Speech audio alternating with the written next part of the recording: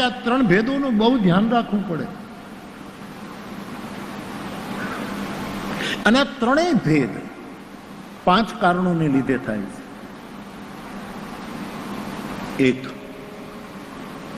વારે વારે જ્યારે કોઈ પણ ઘટના ઉપર આપણને વિષાદ ઉત્પન્ન થાય છે ત્યારે સ્વરભેદ થાય, સુરભેદ થાય અને શબ્દભેદ થાય. થોડુંક કઠિન છે પણ પહોંચાડવાની કોશિશ કરું છું. થોડું કઠિન.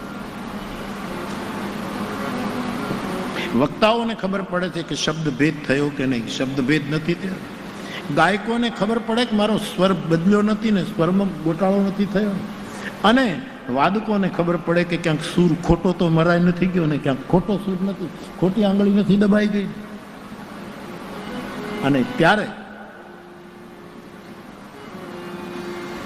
આપણે જ્યાં પહોંચવું છે ત્યાં પહોંચાતું નથી. અને